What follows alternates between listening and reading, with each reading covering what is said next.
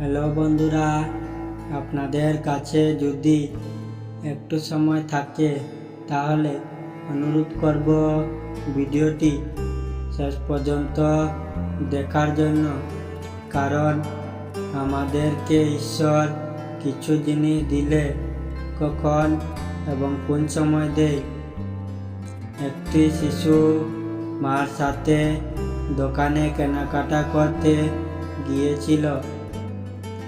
ছেলেটার সরলতা দেখে দোকানদার তার সামনে টপির বাক্স খুলে বলল, এই নাই ছেলে, টপি নিয়ে যাও। কিন্তু শিশুটি টপি নিতে অস্বীকার করে।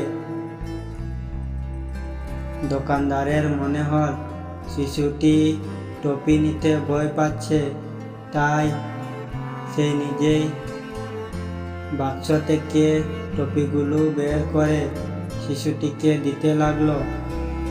এবার শিশুটি দ্রুত সেই টপিগুলো নিয়ে পকেটে রাখলো।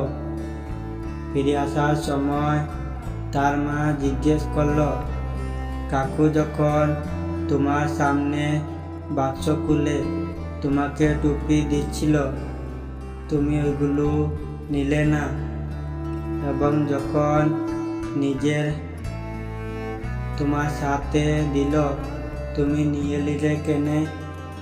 তখন শিশুটি খুব সুন্দর করে উত্তর দিল, মা, আমার হাত ছোট, আমি যদি টপি নিতাম তবে মাত্র 2-3টা টপি আসত। যেখানে কাকুর হাত বড়, তাই অনেক টপি পেলাম। এই ছোট গল্পটি আমাদের শেখায় যে ঈশ্বর যখন আমাদের এই জীবনে কিছু দেয়, তিনি নিজের ইচ্ছায় তাই দেয়, এবং এটি আমাদের চিন্তার বাইরে। আমাদের সর্বদা তার ইচ্ছায় খুশি থাকা উচিত।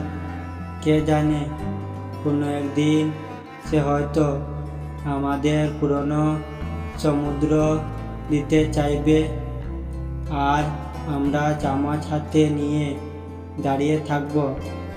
তাই সর্বদা তোমার কাজ এবং সর্বশক্তিমান ঈশ্বরের উপর বিশ্বাস রাখো।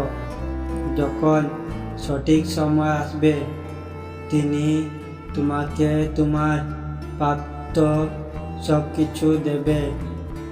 তোমার জীবনে কিছু হারানো বা না পাওয়ার জন্য কখনো দুঃখিত হয় না, কারণ ঈশ্বর আমাদের জন্য যা সঠিক তাই দেয়। আর ভিডিওটি ভালো লাগে তাহলে ভিডিওটির পাশে থাকুন। ধন্যবাদ।